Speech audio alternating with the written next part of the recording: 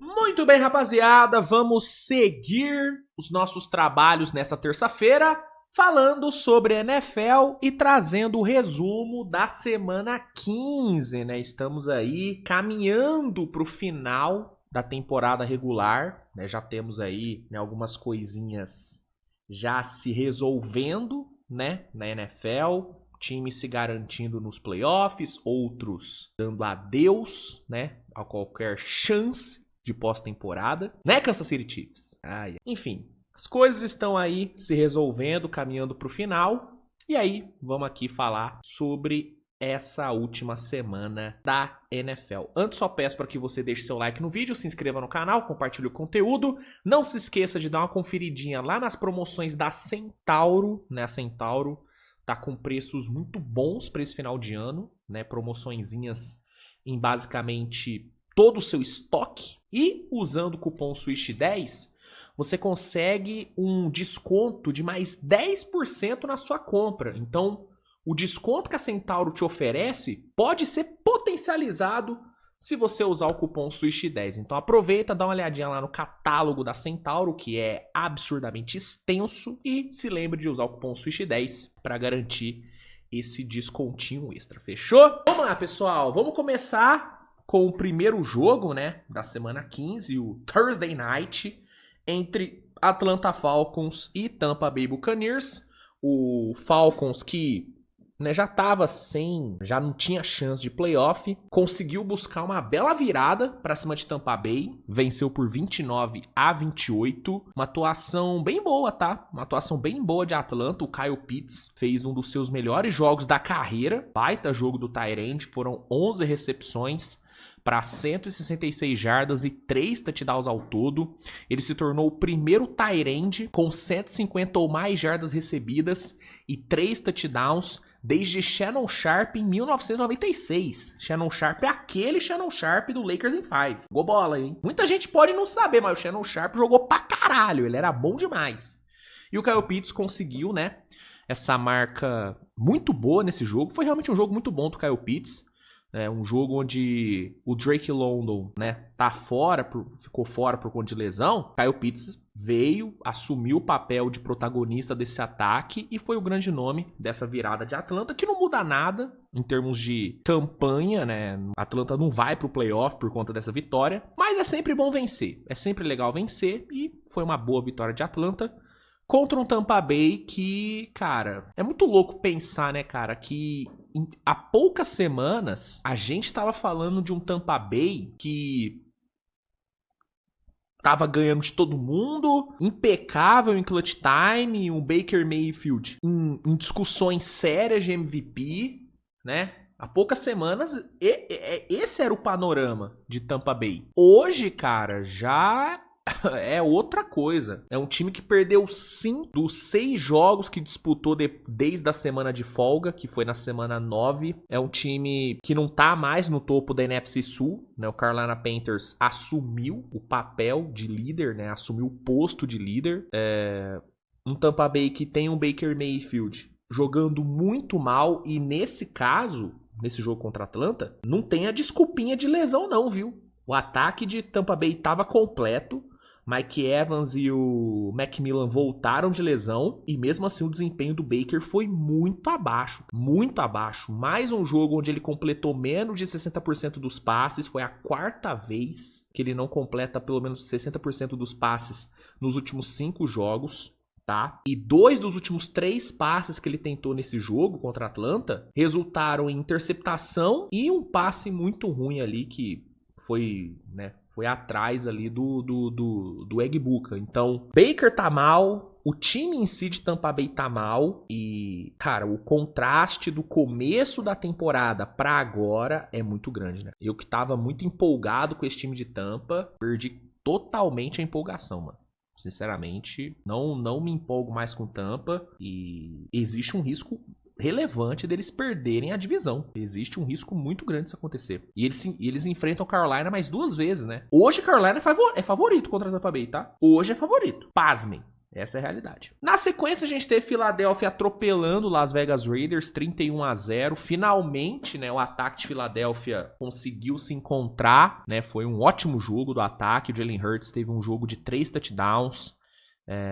Foi a primeira vez desde a semana 8 que Filadélfia conseguiu marcar mais de 21 pontos. Né, um sinal muito positivo, beleza, que foi contra uma defesa horrorosa de Las Vegas, né, uma defesa que vai precisar ser totalmente reformulada no off-season, né, o Patrick Graham vai ter que ser demitido porque o trabalho dele é horrível, então não era um grande adversário, mas Filadélfia fez o que tinha que fazer, fez um jogo muito bom e embala mais uma vitória e... né, sem sofrer nenhum ponto, a defesa jogando bem também, então uma atuação muito boa para dar moral e mais uma atuação horrível desse horrível Las Vegas Raiders. Aí a gente teve o Baltimore Ravens vencendo bem o Cincinnati Bengals por 24-0. Lamar Jackson finalmente entregando um jogo sólido.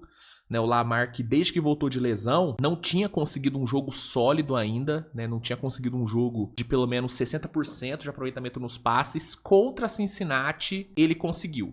Né, completou 66,7% dos passes. Beleza que teve aquela interceptação que foi muito mais culpa do Zay Flowers do que do Lamar, tá? Isso tem que ser falado também. Mas apesar de alguns errinhos aqui ou ali, foi um jogo sólido do Lamar.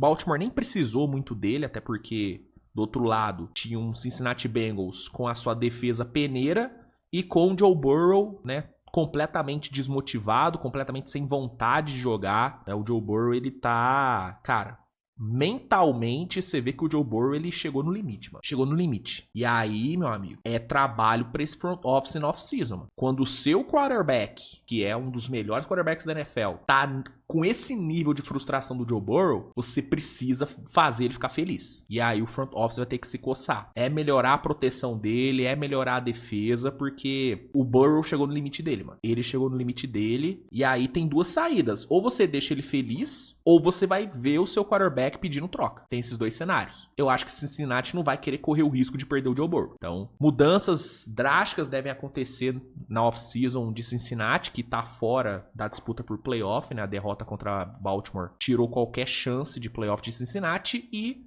manteve viva a esperança, né, do Ravens de beliscar uma pós-temporada. Aí a gente teve o Chicago Bears vencendo bem o Cleveland Browns por 31-3, uma atuação muito forte de Chicago, né? Chicago chegando à sua 10ª vitória na temporada, a primeira vez que Chicago vence 10 jogos desde 2018. É uma temporada muito boa de Chicago, time voltando a ser protagonista na divisão.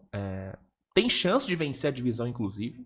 Tem chance de ganhar o título. Não vai ser fácil, mas tem chance. É um time com uma defesa que não é das melhores, mas é uma defesa que tem alguns flashes muito bons. Contra Cleveland foi o caso, né? A defesa fez um trabalho muito bom. Um trabalho muito bom, cedeu só 192 jardas de ataque, forçou 3 turnovers de Cleveland, então fez um trabalho muito bom. O Browns não conseguiu fazer absolutamente nada. O Shedeur Sanders, que vinha de um jogo excelente, né, de 350 jardas, nesse jogo ele foi horroroso, né? 18 de 35 nos passes, 177 jardas, né?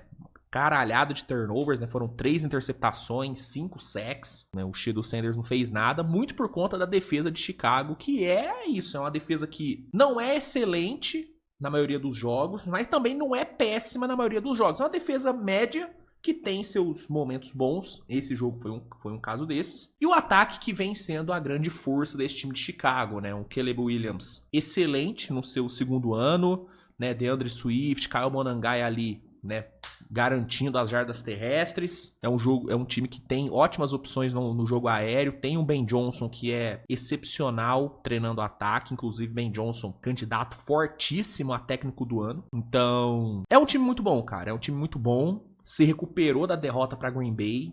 Chega a sua 10ª vitória. Baita resultado para Chicago. E para Cleveland, mais uma derrota. Fica o destaque para o Myles Garrett, né, que conseguiu mais um sack. Na verdade, conseguiu um sack e meio.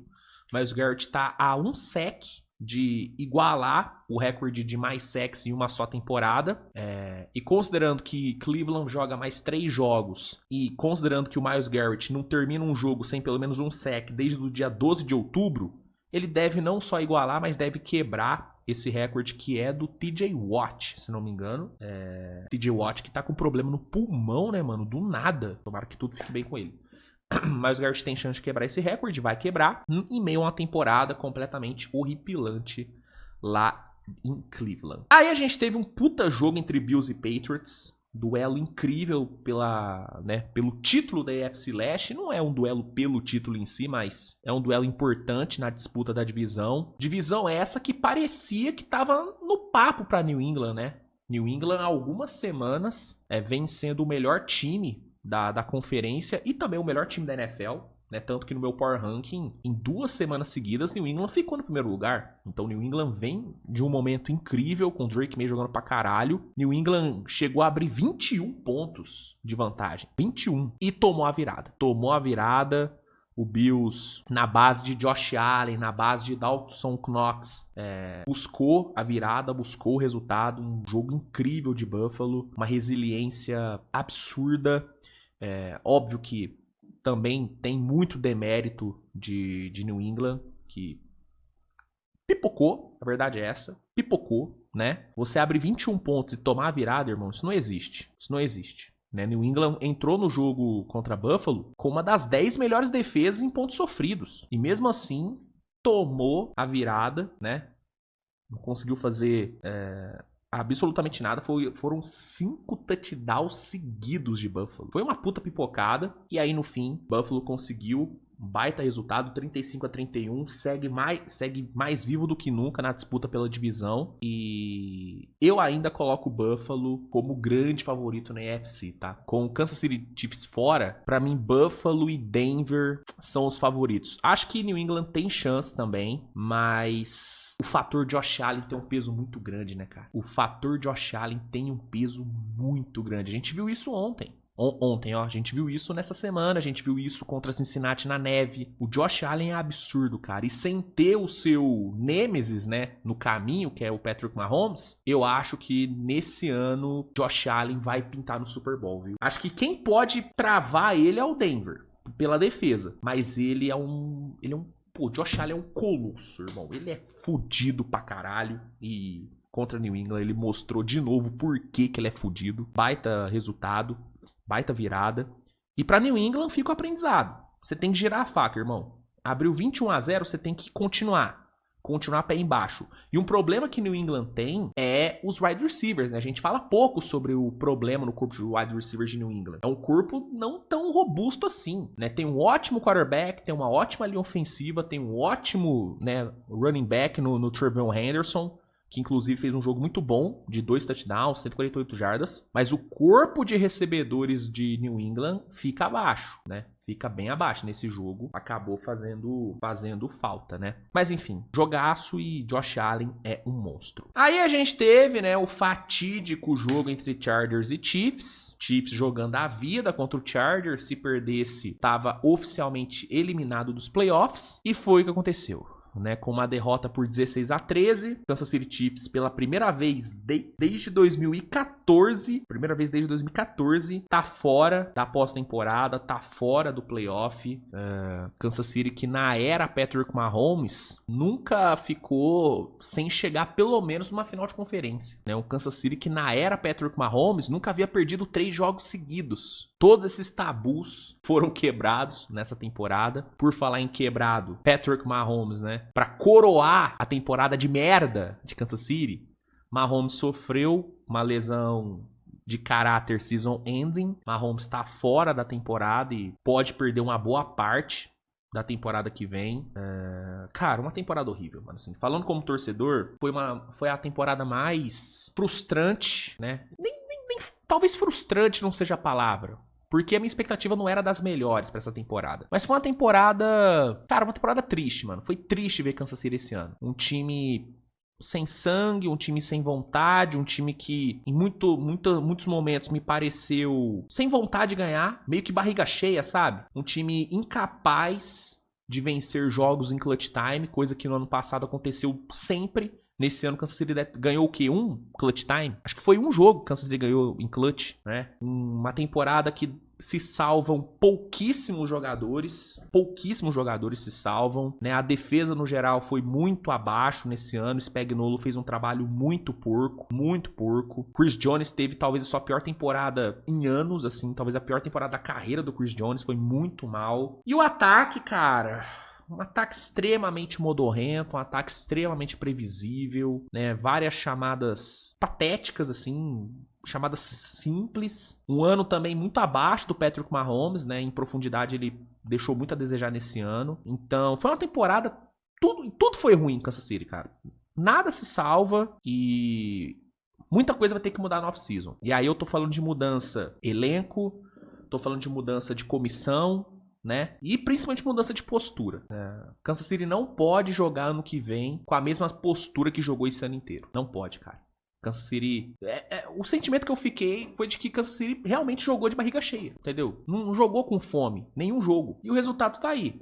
Fora do playoff, pela primeira vez desde 2014. E ano que vem, deve ficar sem o Patrick Mahomes durante um tempo. Inclusive, Kansas City precisa ir no mercado de quarterbacks. Precisa buscar um Joey Flacco da vida pra tentar manter o time bem até Mahomes voltar. E precisa montar um time melhor, né? Kansas City deve ter uma pique boa no draft. Acredito eu que deve ficar... que dependendo da quantidade de jogos que perder, o que deve ser todos agora, acho que Kansas City dá pra sonhar com a pick top 12, top 13, talvez até top 11, se bobear. Então tem que ir bem no draft, mas principalmente, cara, tem que ir bem na free agency. Tem que investir em free agency Kansas City e é isso.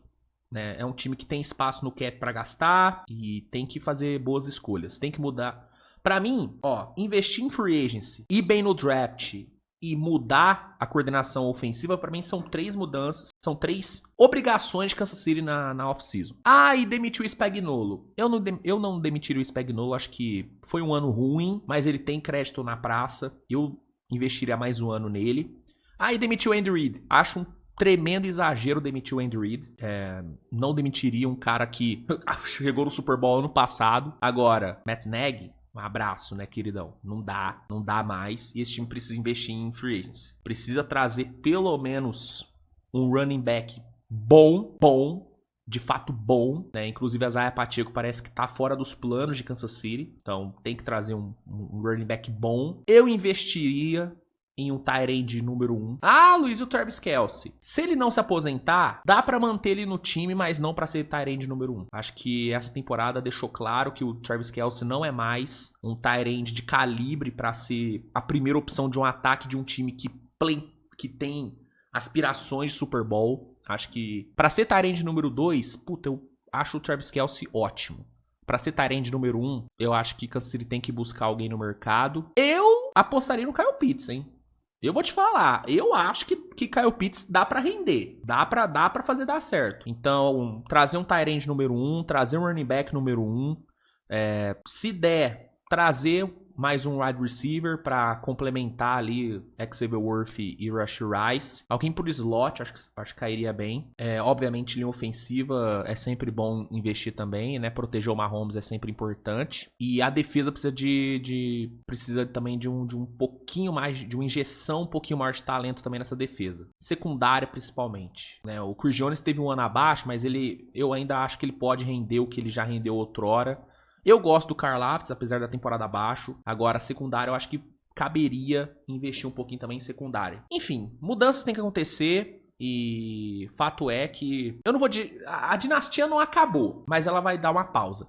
A comparação que eu faço é com o Golden State pós-derrota em 2019 para Toronto. Que o Klay Thompson machucou, o Durant machucou. E aí a temporada seguinte foi aquela temporada de tanque. E aí, né... em pouco tempo, o Golden State voltou e foi campeão em 22. Eu acho que Kansas City pode passar pelo mesmo processo. Temporada que vem, dependendo do tempo que o Mahomes ficar fora, pode ser uma temporada de transição. E aí, em 27, a gente pode ver a dinastia Chiefs ressuscitar, né? Não é terra arrasada, longe disso. Uma franquia que tem Patrick Mahomes... não é terra arrasada nunca. Mas talvez a gente, torcida de Kansas City, passe por um período de realmente transição. Esse ano já foi um ano atípico. E talvez ano que vem, dependendo dos jogos que o Mahomes ficar fora, da quantidade, Talvez seja mais um ano, mas eu acredito que em pouco tempo Kansas City volta a disputar o Super Bowl, porque tá bem posicionado, assim. Tem espaço pra melhora, Patrick Mahomes é Patrick Mahomes e eu ainda acredito que a dinastia volta. Mas nesse momento a dinastia está pausada, fora dos playoffs, pela primeira vez desde 2014. Meu Deus do céu. Eu até brinquei, cara, com meu irmão, que é foda, né? No primeiro ano que eu resolvo cobrir NFL no canal, meu time, né, vira uma merda. Né? Aparentemente eu ziquei o Kansas City Chiefs. A culpa é minha, gente. Desculpa, nação Chiefs. A culpa é minha. Peço perdão. Ziquei. Eu sou o Mick Jagger do Kansas City Chiefs. Meu Deus do céu. Ó, vamos lá. Aqui rapidinho, gente. Jaguars atropelou o Jets 48-20. Trevor Lawrence teve seu melhor jogo na carreira. 330 jardas, 20 de 32 nos passes, 5 touchdowns, atuação impecável do Trevor Lawrence, que se tornou o primeiro jogador na história da NFL a registrar no mesmo jogo 5 touchdowns passados, 1 touchdown terrestre e 50 jardas terrestres. Primeiro a conseguir isso num jogo. Jogou demais Trevor Lawrence. O Jets, não tem muito o que dizer, a temporada do Jets já acabou, os caras jogaram com o terceiro quarterback, pô. Tipo, não tinha a mínima chance do Jets vencer. Então, é isso. Bruce Hall fez um jogo horrível, inclusive. Caberia em Kansas City, Bruce Hall, hein? Caberia em Kansas City, Bruce Hall. Eu queria na trade deadline. Kansas City não foi. Enfim, é isso. Jacksonville ganha. Jacksonville, né, já havia assumido, né, a liderança da AFC Sul com a vitória contra Indianapolis e agora reforça ainda mais. Grande jogo do Trevor Lawrence, grande jogo de Travis Etienne. Grande jogo de Brian Thomas. Jacksonville crescendo na hora certa, né? Crescendo na hora certa. Houston Texans atropelou o Arizona Cardinals 40-20, né? A defesa não fez o seu melhor jogo, mas foi o suficiente, né? Pra limitar o ataque de Arizona. CJ Stroud teve um jogo muito bom. Lançou 3 passes para touchdown, rating de 137. Né, só errou 7 dos 29 passes que tentou no jogo. Então, assim, uma atuação muito forte do CJ Stroud, que tá também numa crescente muito bacana.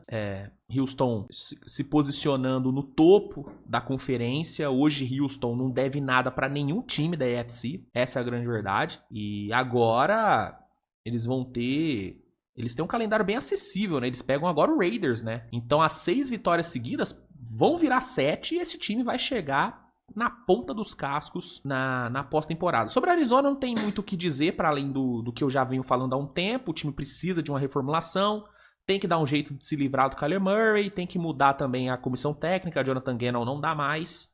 É tudo que eu já venho falando há muito tempo. Commanders e New York Giants não tem muito o que dizer. O Commanders venceu 29-21, mas é um jogo, um resultado que não muda absolutamente nada para nenhum dos dois times, que nenhum dos dois vai pro playoff, nenhum dos dois vai pra pós-temporada, então não tem muito o que comentar. Seahawks e Colts. Aqui a gente tem que falar. O Colts não errou, hein? Muitos julgaram o fato do Colts ter ido atrás do vovô Philip Rivers. Muitos acharam que ia dar merda. Eu, inclusive, tinha certeza que ia dar merda. E não deu. Colts perdeu? Perdeu. Mas não foi por conta do Philip Rivers. Não foi por conta. Ele fez um jogo corretíssimo. Corretíssimo, tá? Ele é capaz de comandar esse ataque. E ele jogou bem. Foi um bom jogo do vovô.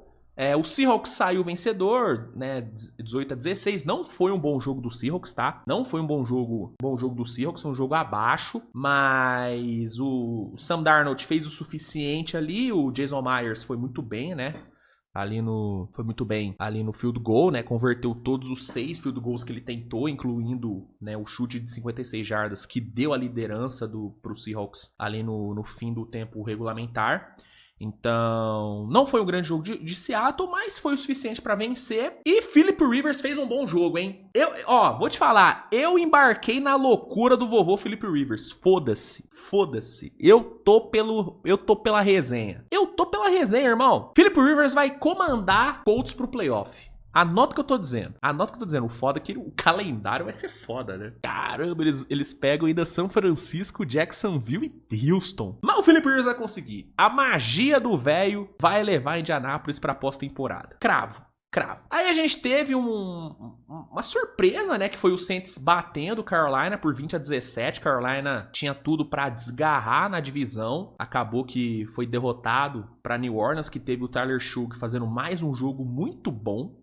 né? 272 jardas lançadas, correu para 32, comandou uma campanha de 47 jardas ali na reta final, que foi fundamental, né? Foi a campanha que deu o field goal da vitória para New Orleans. Então foi um ótimo jogo do Tyler Shough, contrastando muito com o jogo fraco do Bryce Young, né? Bryce Young fez um jogo muito abaixo, e aí Carolina, que tinha tudo para, né, abrir vantagem na divisão, não conseguiu. Uma atuação muito fraca de Carolina, muitos turnovers, foram 11 penalidades.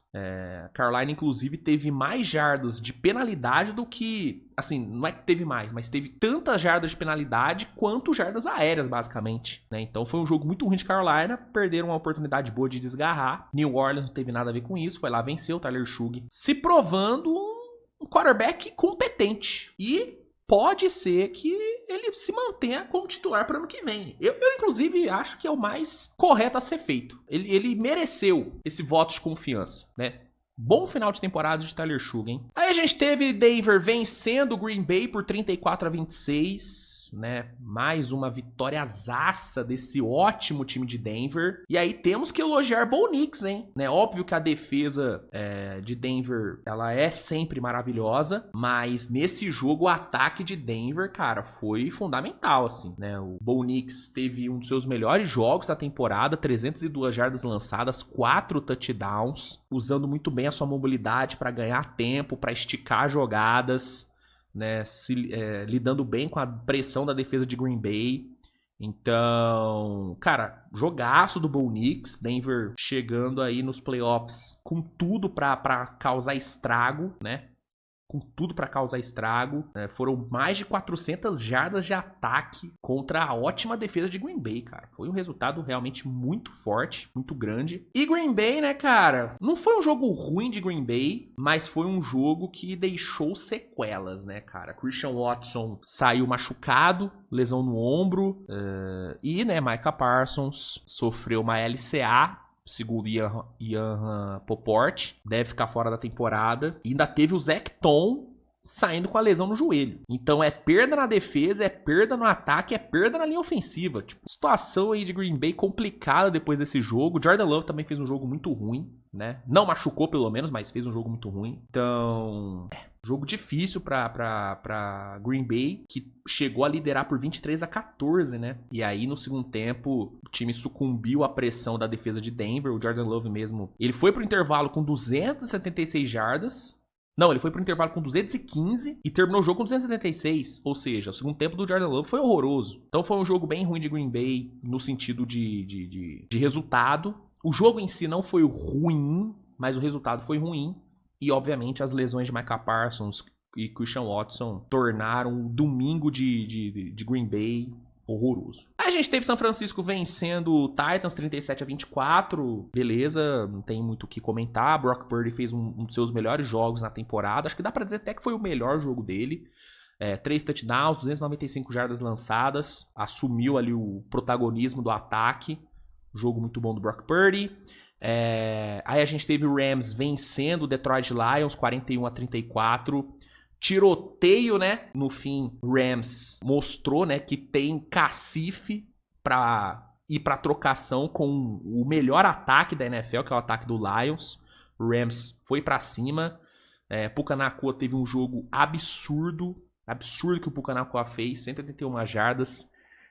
Melhor marca da carreira dele. Brincou com a secundária de Detroit, que tá totalmente esfacelada por lesões. Ele não quis nem saber, passou por cima. Matt Stafford teve mais um jogo muito bom. Então, resultadaço para Los Angeles, que é o time mais confiável dessa NFC, né? Mesmo eu gostando muito de Seattle, o time mais confiável é Rams. É Rams. Hoje, se pá o meu palpite pro Super Bowl, e não é de hoje, né? Mas já faz um tempo, né? Pra mim, o Rams vai representar a NFC no Super Bowl, é meu palpite. E na AFC, aí é onde a chinela canta, porque hoje eu pendo mais pro lado de Buffalo, mas eu não duvido nada de Denver e de New England, não. Mas na NFC eu tenho uma segurança muito grande em Los Angeles. É o que mais me passa confiança. Adoro o Seattle, mas o Rams tem um negocinho diferente. E os skill players de Los Angeles são muito fortes, né? Puka Nacua, Matt Stafford, Davante Adams. É um time muito bom que conquistou uma grande vitória contra Detroit, que segue com problemas na secundária. É muita lesão, né, cara? É muita lesão. É Brian Branch, é Terry Arnold, é Kirby Joseph, Thomas Harper. É muita lesão, bicho. Tá maluco, tá maluco. Aí nos últimos 2 jogos, a gente teve Minnesota vencendo o Dallas Cowboys por 34-26. Uma vitória que não muda nada pra Minnesota. É bom vencer, especialmente num jogo bom do DJ McCarthy, né? Dá moral pro moleque. Mas é um time que não vai pegar a pós-temporada.